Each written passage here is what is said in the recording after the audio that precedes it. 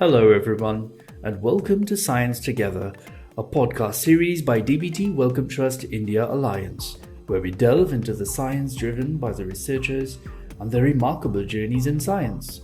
We're going to talk about fetal growth today and the role of metabolomics during pregnancy in fetal development. I'm your host, Satish Chris Raghu. In this captivating episode, we are in the good company of Dr. Vipin Gupta. Dr. Gupta is a Research Management Fellow with our Clinical and Public Health Research Fellowship Program at India Alliance. Vipin, can you share the crux of your profile and research with us, please?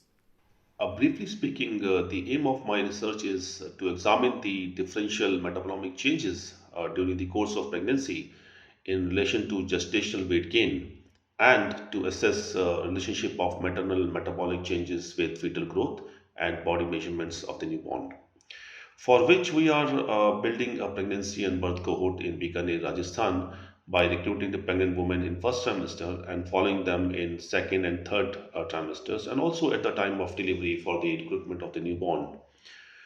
We are collecting intensive phenotypic data like demographic, anthropological, obstetric, environmental, social epidemiological data, in addition to the biological measurements. Our biobank contains a wide range of biological samples like blood, serum, plasma, urine, cord blood, placenta, meconium, and breast milk. And we have named it as a gestation route to healthy birth, that is a girl cohort, which is a Hindi word for pregnancy. And what motivated you to pursue this field of clinical and public health research? The biggest source of motivation was my interest in early life origin of cardiometabolic diseases, which can be best studied during the course of pregnancy for understanding the responsible in utero exposures. And moreover, I think the dynamic nature of the pregnancy is the most intriguing in the sense that all biochemical and physiological systems change in a well-controlled manner, and any disruption in which can adversely affects the maternal metabolism that may lead to high burden of maternal and newborn complications. Therefore, I'm developing this pregnancy and birth cohort to answer my research questions. Dr. Gupta, can you break down what metabolomics is and how it affects the body? In terms of metabolites, metabolites basically are small molecules which participate either as the substrate or end product of metabolic pathways. Human metabolome comprises of the complete spectrum of these metabolites present in all cells, tissues, or fluids of the human body in different physiological states. And due to technological advancements, we can now measure the levels of small size metabolites to provide a very comprehensive snapshot of individuals' current metabolic rate state at that particular time. Since metabolome is controlled by both genetic and environmental factors, so any pathogenic changes in the levels of metabolites can lead to adverse phenotypic changes. And the identification of such deviations in the levels of metabolites can be useful for predicting disease susceptibility, diagnosis, and also for the therapeutic response assessment. What are the notable metabolomic changes that occur during pregnancy? The notable changes, I think there are lots of hormonal, physiological, and metabolic changes during pregnancy, which are controlled by the underlying levels of variety of metabolites. For instance, maternal body mass index and glucose metabolism are important metabolic characteristics that determine healthy pregnancy. So studies have shown that metabolites like tyrosine, glycine, carnitine esters of polyunsaturated fatty acids were associated with body mass index, and similarly like metabolites like carnitine esters and several saturated fatty acids were also associated with fasting plasma glucose. According to your research, which among these metabolomic changes have the greatest effect on fetal development? Can we look a little closer at how this occurs? We are yet to generate metabolomic data in our study, but previous studies have shown that irregular maternal lipid metabolism, especially with respect to short and long chain acyl carnitines, during pregnancy elevates the risk of preeclampsia, which is a major risk factor for fetal growth restriction. Similarly, mothers with gestational diabetes have higher risk of delivering macrosomic babies. Macrosomic means high birth weight of the child. So there are underlying metabolites, and metabolites like long chain fatty acids. They have been shown to have an important role in fetal growth, beta brain development during third trimester, and a recent study has shown a very synergistic relationship between lipophilic metabolites in order to potentiate their effects on birth weight, and metabolites like phospholipids and their derivatives products like sphingolipids are important in determining the birth weight of the child. What noticeable trends can you share with us about your research? Are there any demographic implications?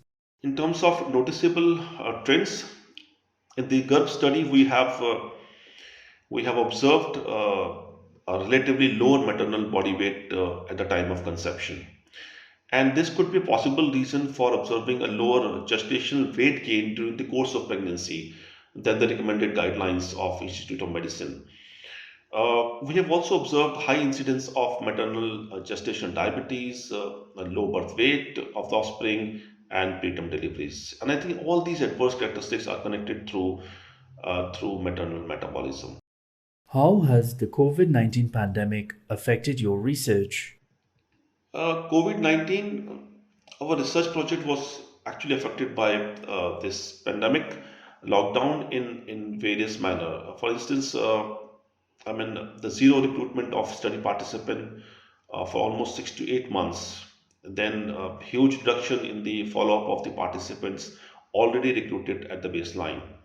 We have also lost the follow-up of the almost 200 deliveries. Then also the loss of manpower working in the project. A few of the project staff left due to panic situation. Then purchase and delivery of the required materials for the running the project was also challenging. And I think yes, and one more thing. Even after the relaxation of lockdown, recruitment rate in first semester was very low, and even today we have not reached the stage which was already there before the lockdown. What are the implications of your research for public health in India? Uh, Implications: India has high rates of abnormal pregnancies, prevalence of birth defects, higher number of stillbirths, and over 45% of the children under 5 years of age are stunted.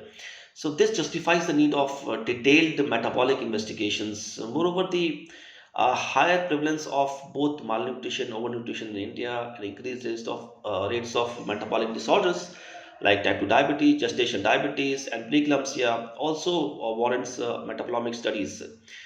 Metabolomic studies in India can provide a lot of opportunities for detecting potentially relevant metabolites for prognosis, screening, diagnosis, and treatment and planning effective and timely gestation interventions. Dr. Gupta, do you have any recipes for success that you'd like to share with our listeners? I think the recipe for success is the rapport establishment with the local hospital and the communities, then regular interaction with the project staff, problem solving attitude, and most importantly, perseverance in efforts that constantly helps in improvisation of the project management strategies. This could be the possible recipe for me. How has your India Alliance Fellowship helped you and your research? India Alliance Fellowship, uh, I think I cannot imagine setting up of the longitudinal research that too on metabolomics without the generous grant of India Alliance. I think the prospective studies always have the potential for academic collaborations to answer multiple research questions and are considered as institution in itself that can largely benefit the society. Secondly, the opportunity for overseas training actually boosts the confidence in learning new technologies and asking relatively challenging research questions. Before we conclude, please share with us an element of your research project that you find most rewarding. This rewarding aspect, I think the setting of a longitudinal pregnancy cohort with a huge scope of expansion in future is the most rewarding element of this project. And secondly, it also gives the amount of practical wisdom that can be directly applied with teaching epidemiology paper and research method paper to the students. Thank you. Thank you so much for taking the time to share your insights with us.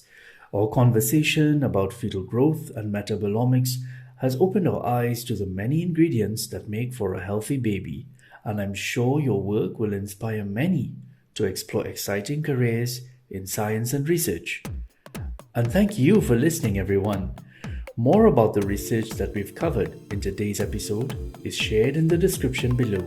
And so concludes this episode of Science Together by DBT Wellcome Trust India Alliance.